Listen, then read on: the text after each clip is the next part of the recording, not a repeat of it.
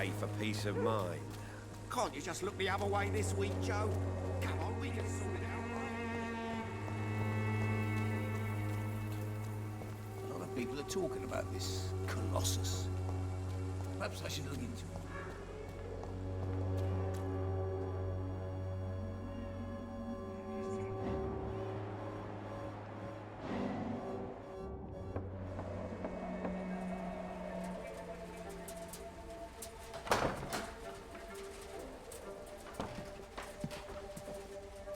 A strange man was at the door with a pass for our medical facility. I refused him entry. Darius, how could you know he didn't need our help? His clothes were too finely tailored to be for Whitechapel.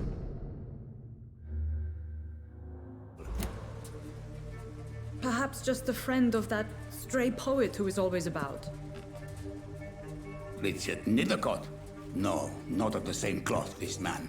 I suspect some machination from that journalist. Clayton Darby. Is he still asking questions? Yes. I saw him drifting around St. Mary's Church. I swear he is tracking me just downwind.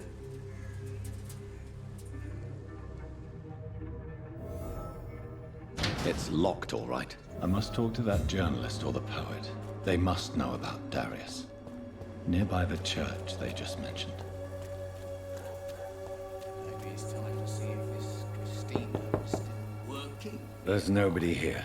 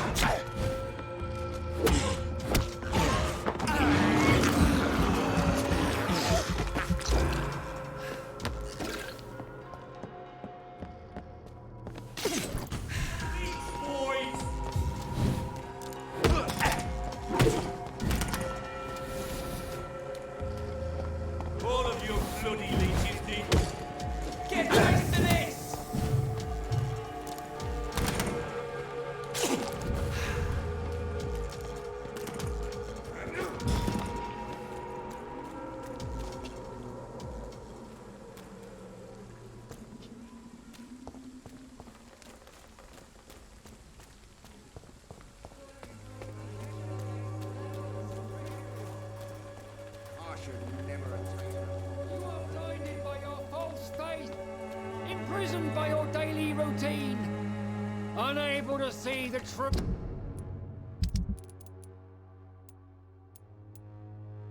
Horror around you.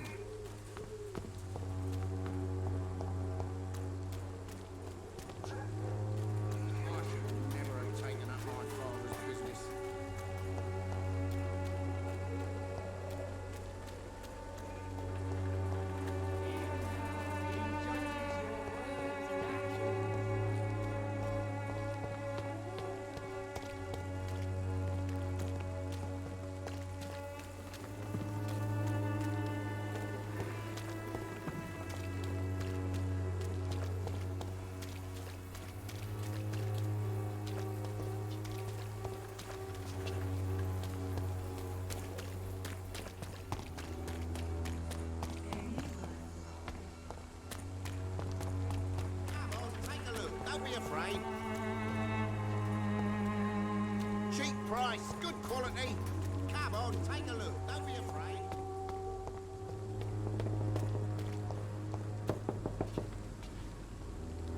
Good evening, Doctor.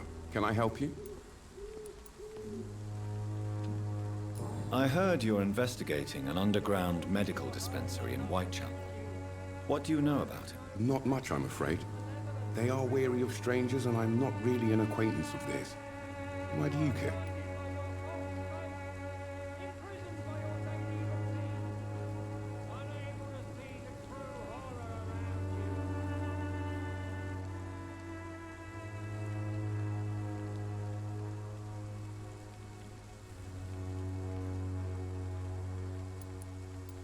I'm afraid one of the nurses from the Pembroke Hospital may be involved with unsavory activities. Ah, could it be Dorothy Crane? Without a doubt, you are a damn fine journalist, Mr. Darby. What do you know of her accomplice, a man named Darius? I don't know much about the man. He's very cautious, never goes out, doesn't seem to have any friends or family. He never goes out? No. A few days ago, he unexpectedly did. I followed him, but it was just a ruse to keep me away from his house. Really? How do you know? He went to the nearest mailbox, but just before posting his letter, he ripped it up and threw it away. He has no relatives at all? No, except for that strange man, a poet named Richard Nethercott, who sometimes comes by. Darius would never let him in. Where can I find this Mr. Nethercott? He spends most of his time lurking around Whitechapel, talking to himself or declaring verses. These days, you can usually find him behind the church.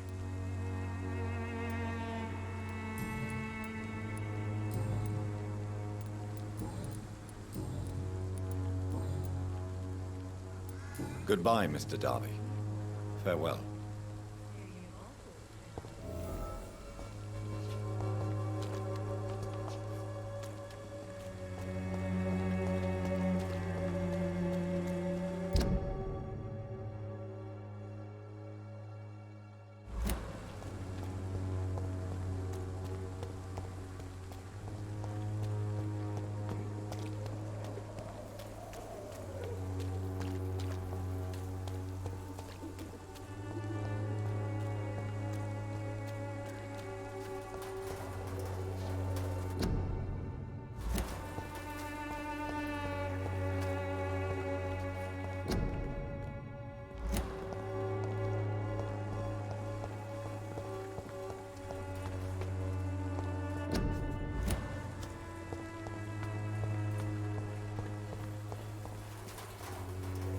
Hello again. Very well.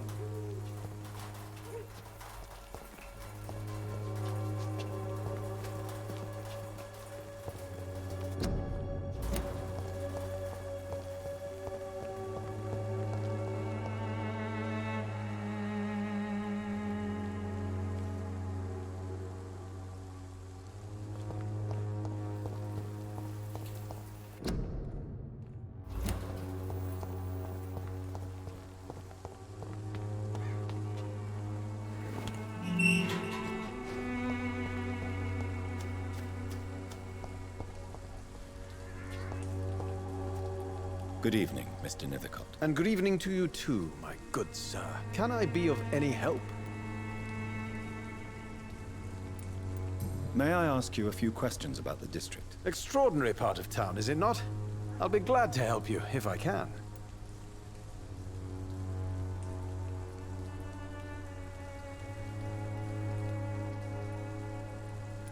What can you tell me about an old man called Darius? Darius Petrescu? Yes, I know him. At first, I thought he was only a small publisher. I invited him to publish my work, but his reaction was pretty clear. Not interested in your talent? Darius is an old political activist who takes delight in printing tracts and lampoons. Those communist activities only require mediocre writing skills. I'm looking for Dorothy Crane, a nurse who lives in this vicinity. Dorothy Crane. Oh, I love the name. The Crane of Whitechapel. Sounds very mysterious. But, sorry, no, never heard of her. I'll leave you alone, sir.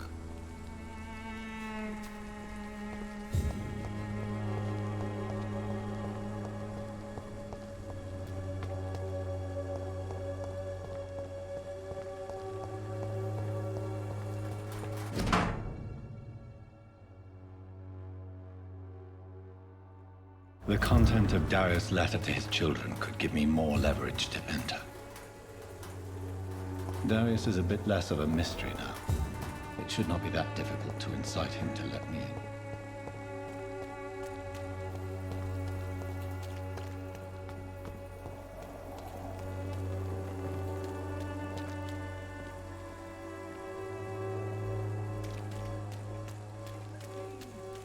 Unable to see the true horror around you. The other way this week, Joe.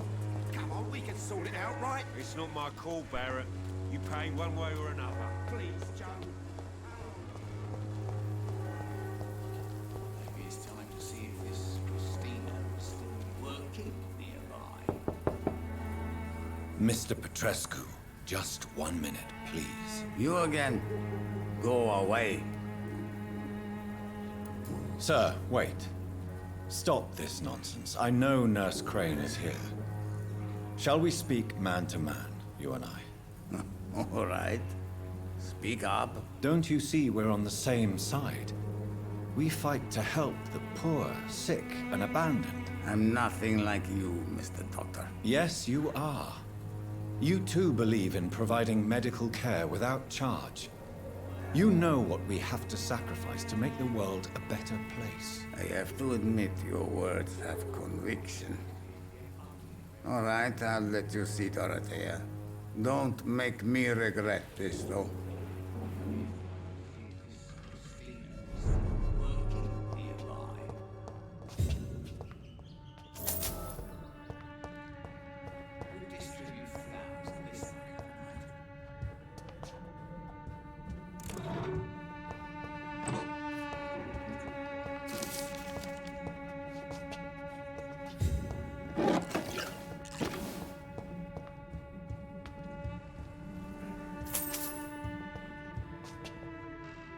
If you want to talk to Dorothea, you must go across the courtyard and take the stairs. We've not been formally introduced. May I ask your name and occupation, sir? I am Darius Petrescu. I'm here to keep snitches and spies away from Dorothea. And I also run this little print shop. So Dorothy's real name is not Crane. Like myself and many people in this area, Dorothea is from occupied Romania. That's all you need to know. She seems important to the community. More than you can imagine. The West End does not want to hear of Whitechapel's misery. Dorothea is one of the few doing something about it.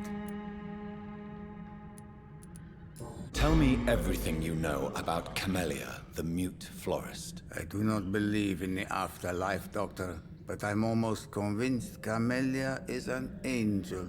She volunteered to give out our medical leaflets. Are you not worried for her safety?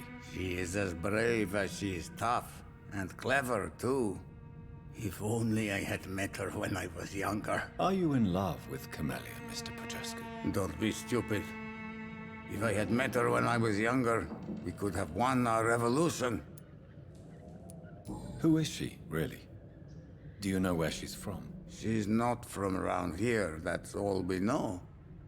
Camellia is not even her name. It's her favorite flower. You say she has no close family? Well, there's that awful poet who constantly follows her around like a lost puppy. A good man for sure, but a very poor writer.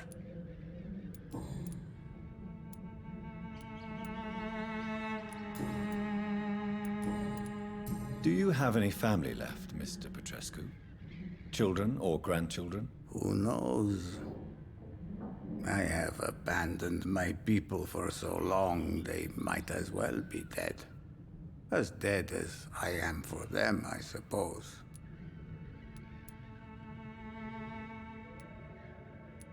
This war won't last forever. Did you ever think of returning to your country now it's free? No. I have taught strength and determination to my sons and daughters. I'm an old, dying man who only has memories of better times to cherish. Don't be embarrassed, sir. If you must know, my own father disappeared many years ago, and I forgave him. It's quite awkward to talk about our families like this, but thank you, Dr. Reid. I appreciate your trust. How did you meet Nurse Crane, Darius? Why does she trust you? I'm her oldest friend in England. Dorothea and I share many ideas about this country and about the country we left. You mean occupied Romania, don't you? Even if not directly, I fought against your enemies. Really? Then perhaps you have more in common with Dorothea than meets the eye, Dr. Reid. I know you fought for your country when it was occupied, Darius. Tell me more about it. I know my days are numbered, and I know I won't see my homeland again. But I fought for Romania all my life, and I will until my last breath. But Romania escaped the grasp of the Austro-Hungarian Empire. It's a free country again. But it's not the country I fought for. My homeland is not appeased, Doctor. And I still see a dark future ahead for my people. Goodbye, Mr. Petrescu.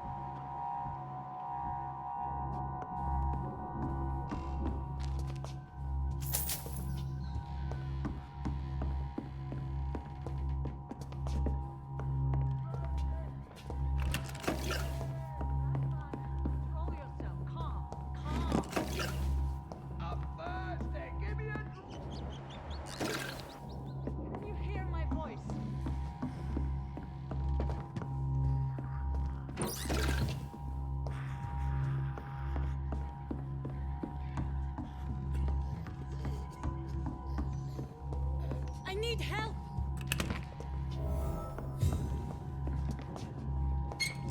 He's going into convulsion, Doctor!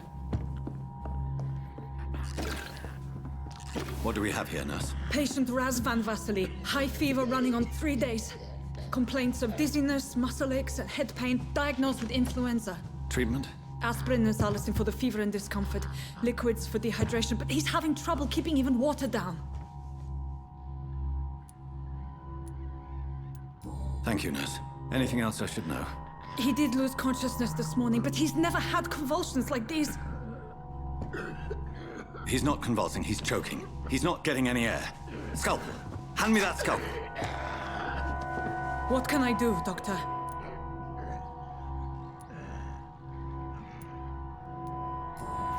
It's too dangerous to operate with these convulsions. Sedative, nurse. Do we have any anesthetics? I'm sorry, Doctor. None at all.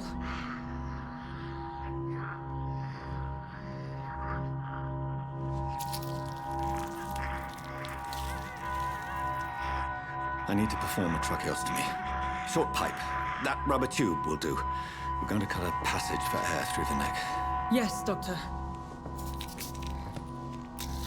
He's breathing again, but he's coughing up blood. Internal hemorrhaging. I need to make another incision into the chest cavity to drain the fluids from the lung. Prepare another tube. A thoracostomy? Doctor, we've nothing to fight the infection. We need an aseptic environment. Right then, Nurse Crane. What do you suggest we do? I've no idea. I'm not the doctor. Time is of the essence. We need to perform a thoracic drain. Yes, Doctor.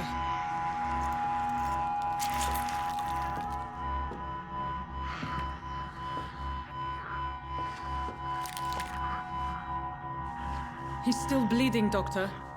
I'm losing his pulse. The drain must have punctured the intercostal artery. There's too much blood. Are you all right, Doctor? I can't see.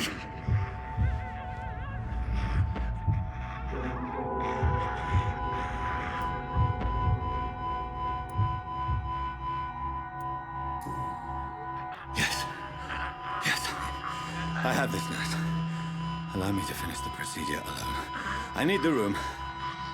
I'd prefer to stay and see this through. This is my patient, Doctor.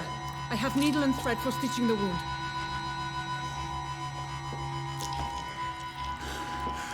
Good. The stitches are holding. How's he doing?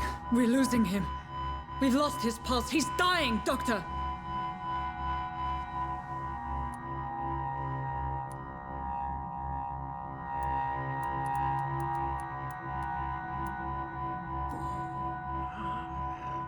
A dose of epinephrine, now. Yes, Doctor.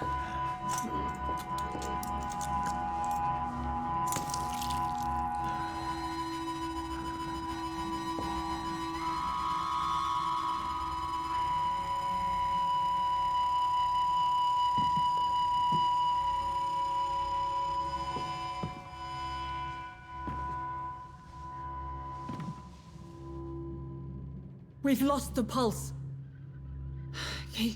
He's gone, Doctor. Nurse, we did everything we could. Truly? Everything you could. Is that how you'll report this in your log?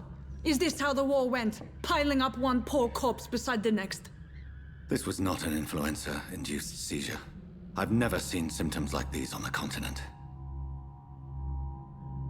Neither have I. But the previous symptoms leading up to this attack were the same, indistinguishable from the epidemic. No. There was something more vile in these reactions. Something primitive. There have been numerous reports of mental breakdowns caused by the fever that accompanies the flu itself, Doctor. Yes, but... I'd best take some samples of the blood for analysis.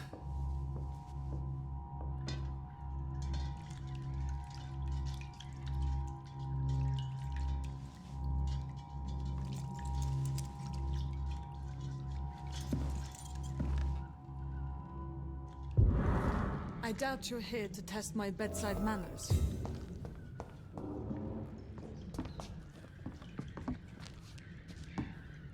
It's locked, all right. It's locked.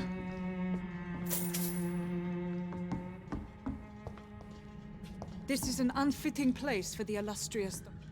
I suspect it was more than intuition alone that led you to us. So, how might I be of service, Dr. Reid? I've come to put an end to this insufferable blackmailing, Dorothy. Doctor, you think your warnings scare me? I've stolen and plied, blackmailed and lied, but what else am I to do? I'm all these people have.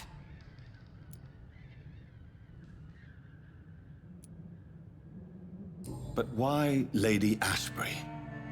Why her, of all people? She's pristine and proper, all right. but that she-wolf in sheep's clothing murders the poor for sport.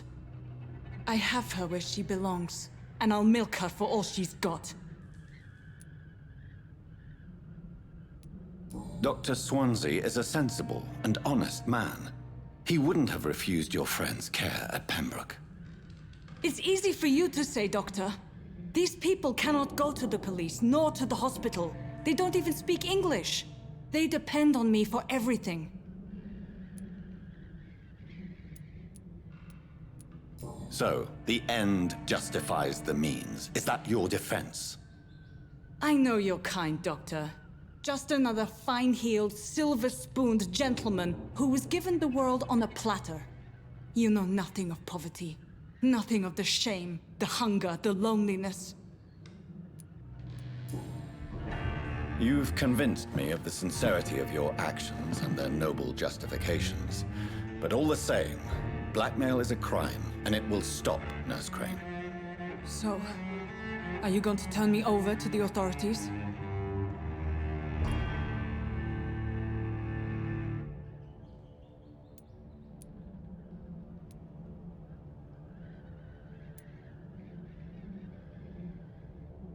Listen very carefully, Dorothy. You will erase from your memory everything you pretend to know about Lady Ashbury and Pembroke Hospital. Let that rich bitch off the hook over my dead Nurse body. Crane, enough.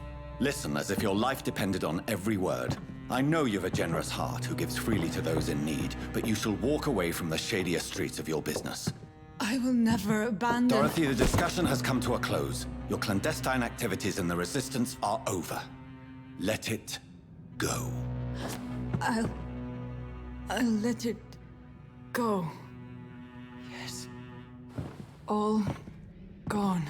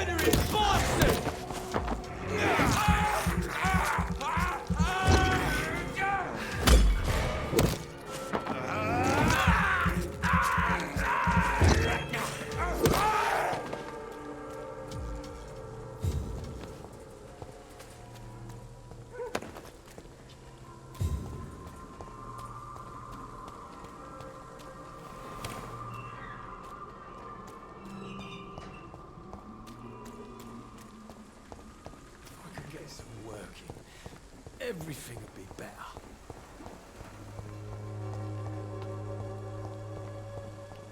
I won't end up another drunk arsehole littering the streets. Not me.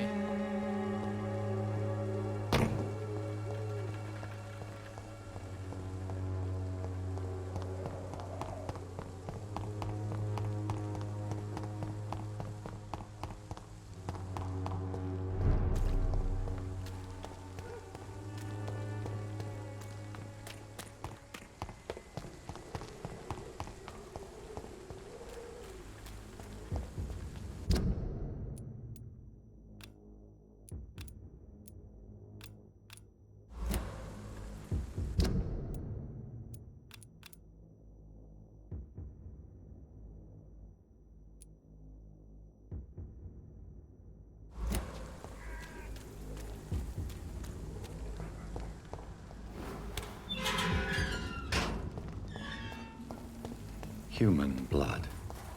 Whoever left these marks did so deliberately. Kill it, boy! Burn it, boys!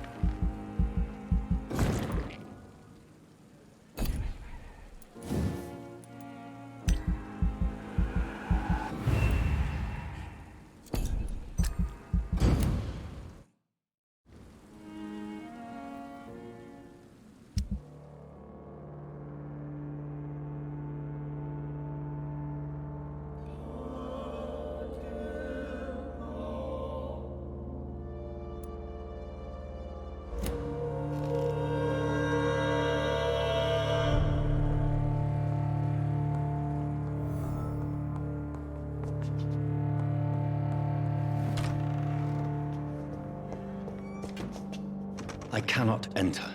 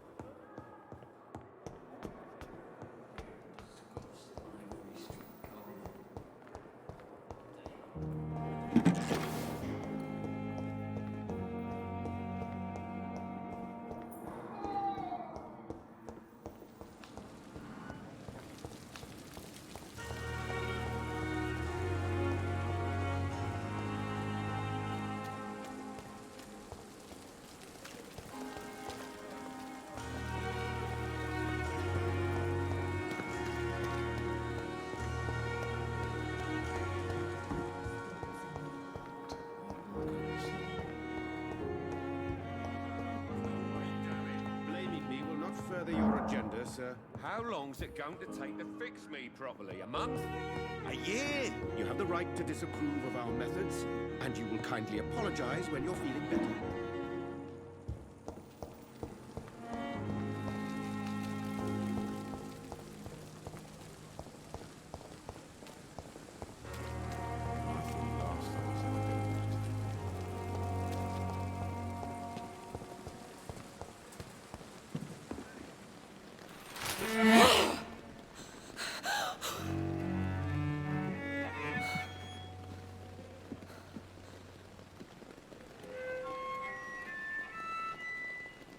I would ask you to avert your eyes, sir. Or did you not know it was rude to stare? I knew it. Speak up, Dr. Reid. I like a man who speaks his mind.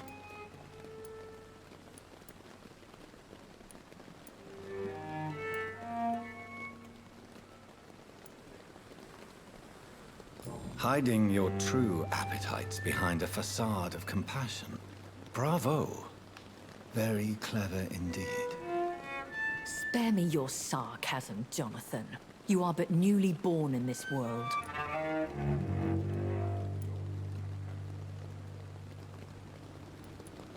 We are vampires.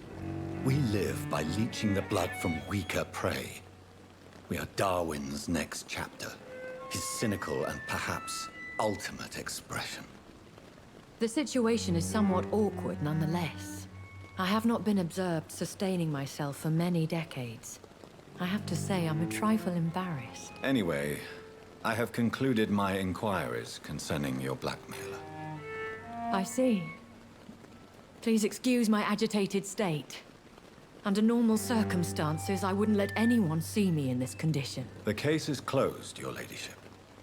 The person who took advantage of you has, shall we say, seen the error of her ways. So who was it? My lady, the blackmailer was dealt with using the utmost discretion. The culprit's identity is of no relevance. Thank you, Jonathan.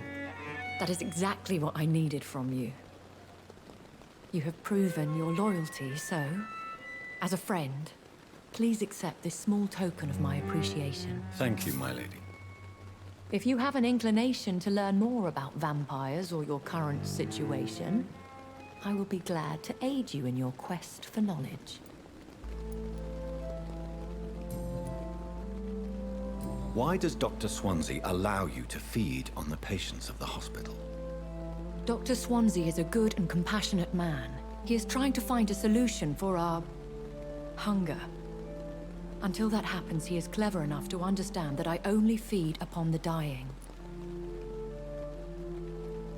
What do you know about this Brotherhood of St. Paul's Stole? The Brotherhood is well known amongst London vampire society.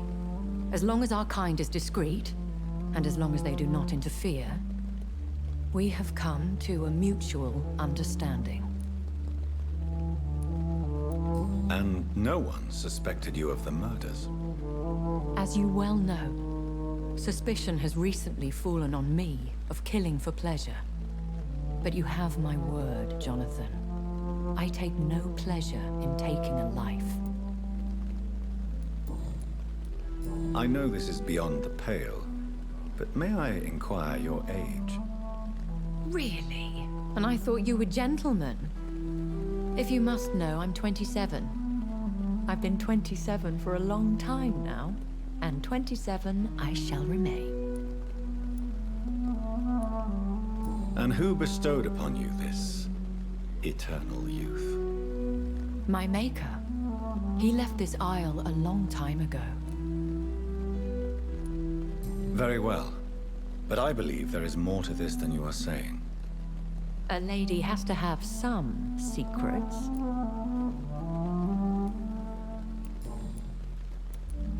Why did you save me in the canning factory? I could hardly stand by and watch such a promising young blood as yourself be torn to shreds by some gutter scowl. William Bishop wasn't the vampire that created me then? No, Jonathan. Whatever their strength and demeanor, Scowls are the progeny of careless vampires. It cannot be the other way round. What type of vampire is a Scowl? Not a true vampire. The deformed offspring of lesser vampires. It is a shame these creatures run wild, slaves to their baser instincts.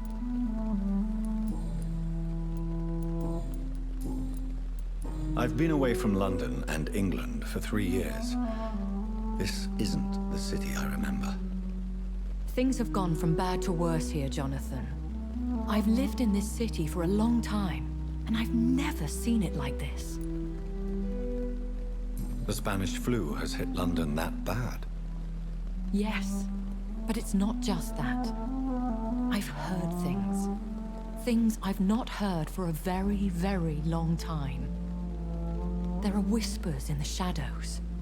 Something far worse than the Spanish flu is here in the city. What is it you fear? Fear has long since flown this form. But there is something malevolent circling us. I feel fear is merely waiting in the wings. Are there many vampires here in London? Immortals are of a rare breed, and we often tend to hide. But you may occasionally meet some of us at night. Do you know any of them? Have you an idea of the identity of the vampire who attacked me? You mean your maker? No, Jonathan, I have no clue. But I fear he or she is as careless as cruel. To let you discover your new condition by yourself. What do you mean? Every now and then, you may discover an immortal in the deep of the night. But we are a rare and reclusive breed. Our progeny is almost never accidental. Will they all be as affable as you, my lady? I do not see why not. But remember, even the shark smiles before he bites. That sounds like a lesson from experience. Vampire politics are as intricate and sometimes tedious as a game of chess in a gentleman's club. I've learned from experience it is best to decline to play. When I awoke, changed, I was chased and attacked by vampire hunters.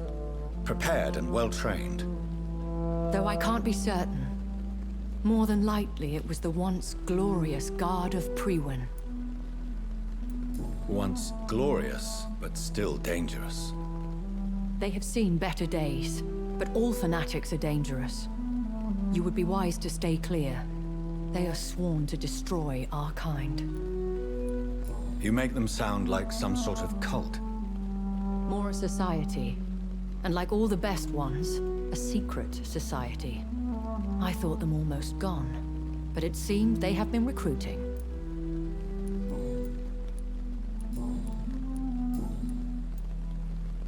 I've been hearing a voice talking in my head.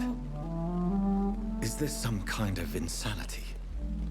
It feels like the voice of the vampire that created me.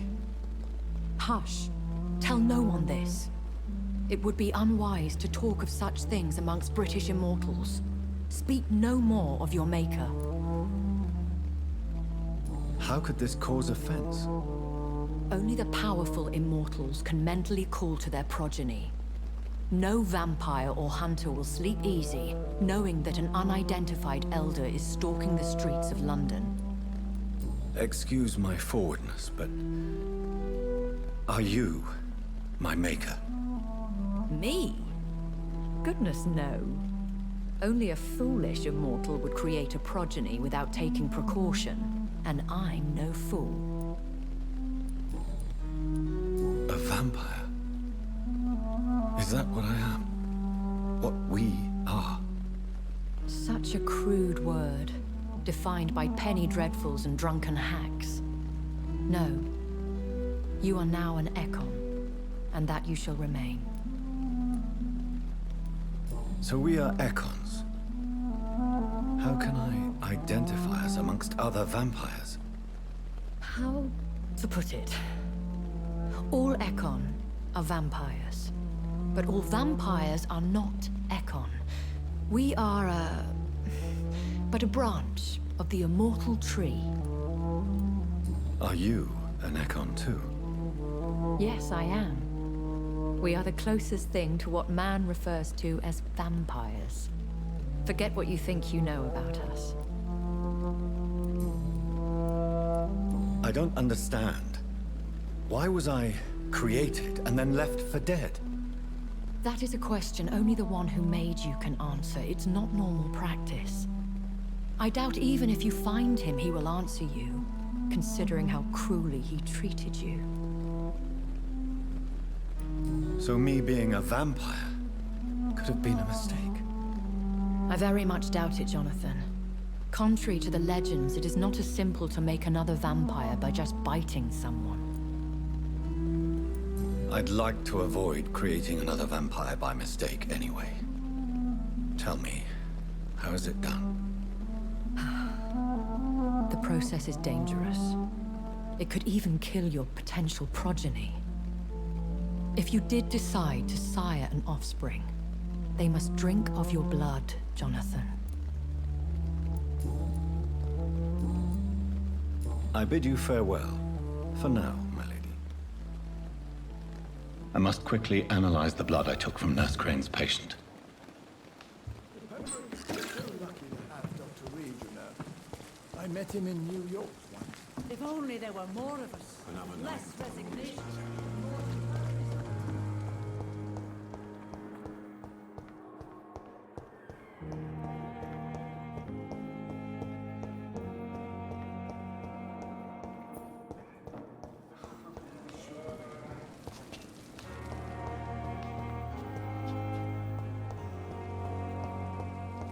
You always knew the words to calm the children, Ellen.